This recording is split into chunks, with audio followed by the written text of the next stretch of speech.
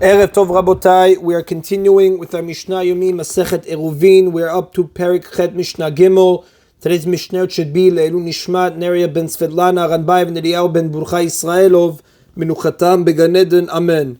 The Mishnahs in the rest of this chapter will discuss various laws of Eruvei Chatzerot.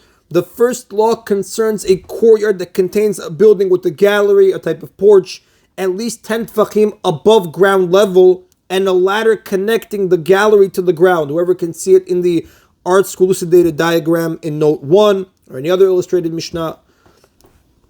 Now, homes on the upper level open into the gallery, and the residents of that level go down the ladder and through the courtyard to reach the street.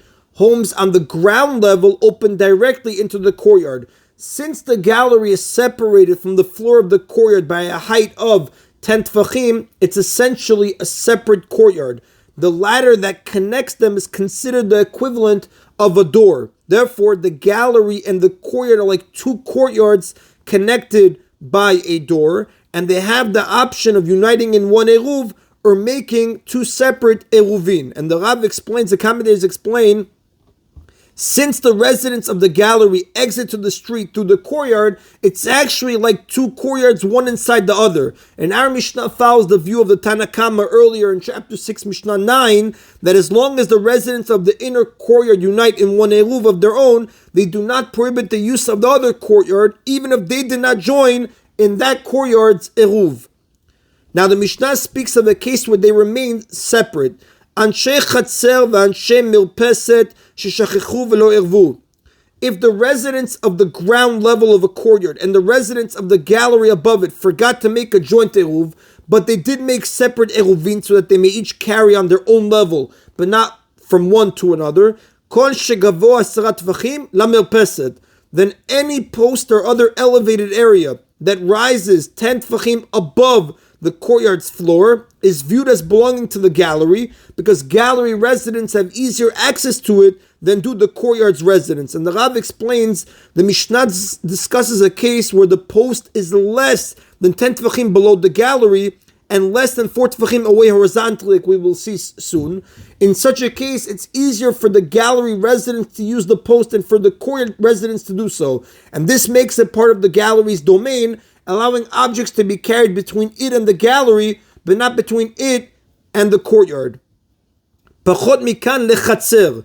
If, however, the post rises less than 10 tefachim above the courtyard's floor, it's viewed as belonging to the domain of the courtyard as well as of the gallery, because the commentators explain it's equally accessible to both areas. And the Rav points out, when the post is less than 10 tefachim off the ground, it's equally convenient for residents of both areas to use the top of the post, so that the post is part of the domain of both areas. Since the two sets of residents did not unite with a joint eruv, it's forbidden to carry between the post and either area, just as it's forbidden to carry in any common area unless all residents have united in a single eruv. And again, like we said, since carrying between the courtyard and the gallery is forbidden, it's likewise forbidden to carry between the post and either area. And the Mishnah gives an illustration.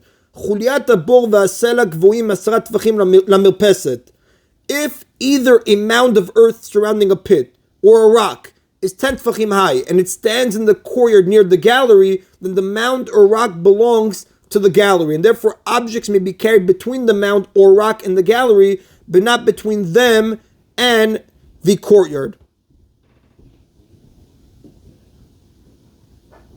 Pachot mikan lechatzer. If the mound or rock rises less than 10 tefachim above the courtyard floor, it belongs to the courtyard and the gallery, and therefore if the residents of the courtyard and gallery have not united in one eruv, it is forbidden to carry between the mound or rock and either area. And the Mishnah qualifies the rule. Bamed dvarim amurim bismucha. Regarding which case was it said that the top of a 10 tefachim mound belongs to the gallery? That's regarding a case where the top of the mound is close enough to the gallery to guarantee easy access. Now, the ruling that an area with 10 vertical tefachim, within 10 vertical tefachim of a gallery belongs to the gallery holds true only if it's also near the gallery horizontally. But when the top of the mound is far from the gallery. Even if the mound is 10 tefachim high, it belongs both to the court and to the gallery, since it's no more accessible to one area than to the other. Ve'ezui smucha, what is considered close to the gallery? Kol she'ena rechoka arba tefachim. Whatever is not 4 tefachim away from the gallery, that's considered close. And that is the end of Mishnah Gimel. Mishnah Daled now continues to establish an Eruvei Chatzerot. All residents of the courtyard must place some bread in a single residence. The Mishnah lists which structures qualify as a residence. Hanotenet eruvo bebet shar, achsadra umerpeset.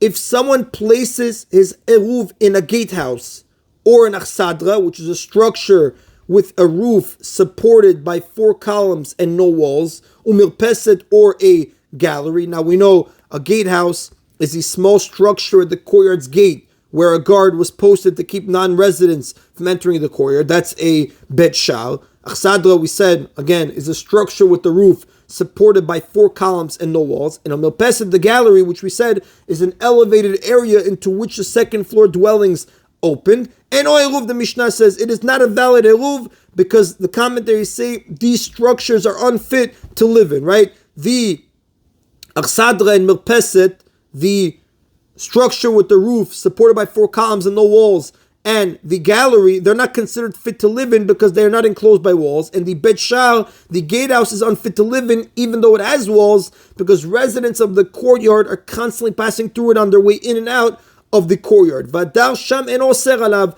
And if someone lives in one of these and does not contribute to the Eruv, he does not prohibit others from carrying between their homes and the courtyard. Since the person is staying in a structure that's unfit to live in, he is not, so to speak, a resident of the courtyard, so the Eruv is valid without his participation. Now, the occupant of a building that is not fit to live in, the Rav says, is not considered a resident of the courtyard, and therefore he's not required to contribute food to the Eruv.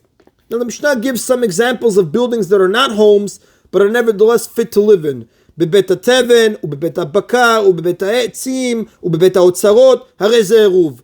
If the Eruv was placed in a shed used for straw, a barn, woodshed, or storehouse located in the courtyard, הרי זה עירוב. This is a valid Eruv because these buildings are fit to live in, and the Miri explains, since these buildings are fit for people to live in, the Eruv may be placed in them even though they are currently being used for storage. Vadar sham oser alav, and therefore, if someone lives in one of these buildings and does not contribute to the Eruv, this prohibits the other residents from carrying between their homes and the courtyard. And the Rav explains, for the purpose of this law, a person is said, really the Meiri also from the Gemara on page 73a, a person is said to live in the building where he eats his meals, provided that he has rented or borrowed it from the owner. If he eats there as the owner's guest, he is not considered a resident of the courtyard and does not need to contribute to the Eruv. He has to be either renting the property where he's staying, this place, or borrowing it from the owner. Now, in all these situations that we said, the shed used for straw, the barn, the woodshed, the storehouse, since the person is staying in the livable building, he is considered a resident of the courtyard and the Eruv is invalid without his participation. Rabbi Yehuda says, Im yesh sham tfisat yad shel bal habayit, eno oser alav. If the owner of the courtyard still has a hand in the building he rented or lent to someone, meaning that the owner reserved the right to store his own belongings somewhere in that building and did so for at least this Shabbat, eno oser alav, then the occupant does not forbid the owner from carrying between his home and the courtyard if he fails to contribute to the Eruv. And the Rav explains this is true only if the owner actually stored some non-movable belongings there for Shabbat and they will remain for the entire Shabbat. So just for example, if he stored muktzah items. If he stored movable items though, he may remove them during Shabbat.